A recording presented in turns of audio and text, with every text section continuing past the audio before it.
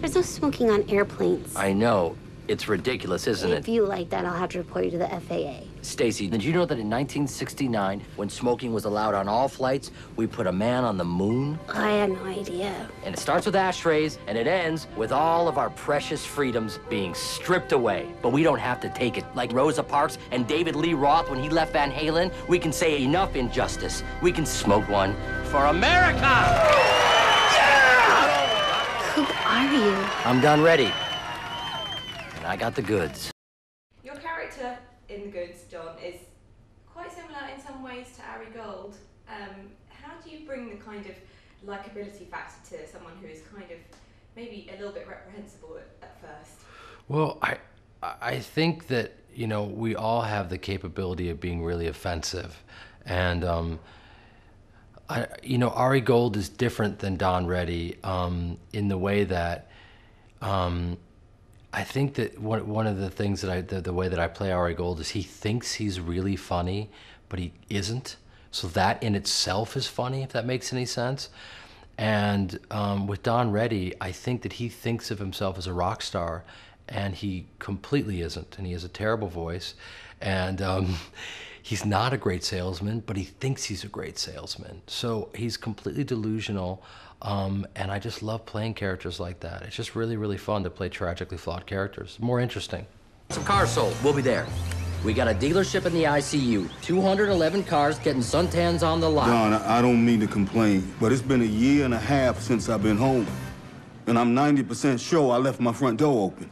Don is part of a kind of ragtag band of, you know, car dealers on the Yeah. move, kind of mercenaries. Yeah. And yet they do seem to be able to do their job. They do seem to be able to pull it off. They do have this kind of weird latent charisma.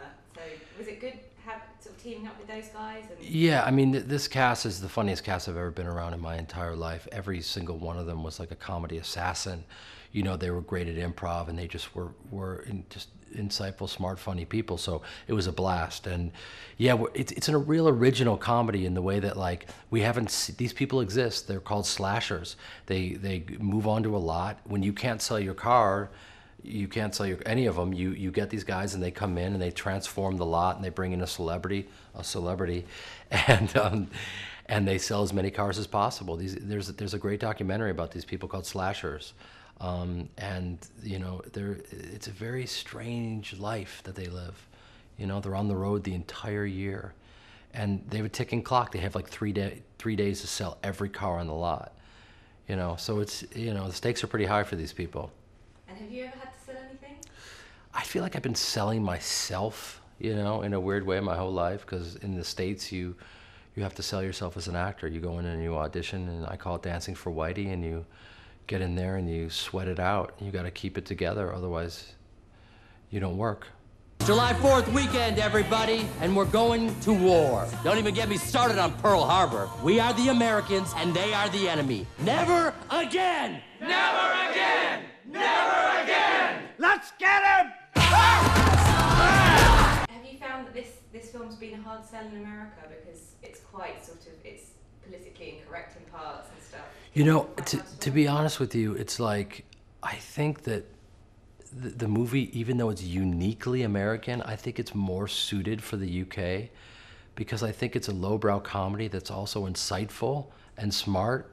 And I think the Brits get that, and they get that level of it. And I think in the States, they can just gloss over it and see it as, oh, it's like Airplane. It's like a one-note movie, and it's not. It's not at all.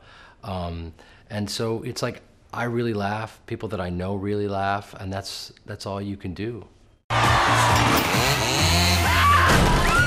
Alligators! Who brought alligators? Don Reddy sure does put on a show. These people are excited about the savings. Let's talk about some of your co-stars.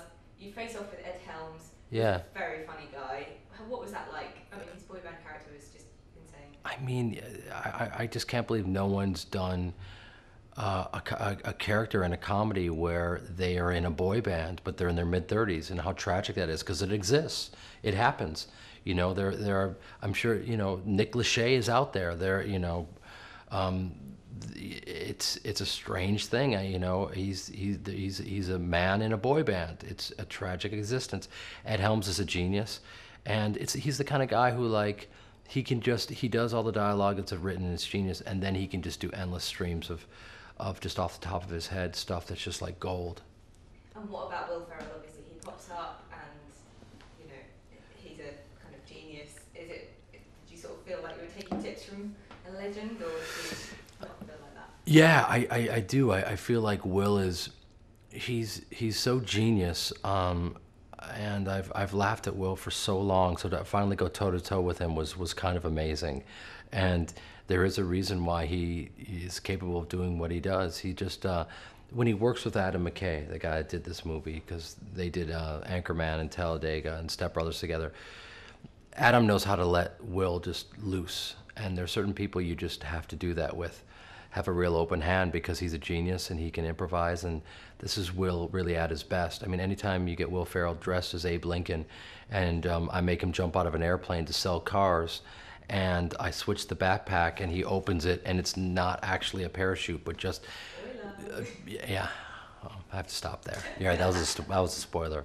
I'll stop right there. I think I made a sale. Andy wants to pay in cash, non-sequential, unmarked bills neatly packed in this canvas bag. Well, that's a bank bag, Teddy. Oh, my eyes! My eyes!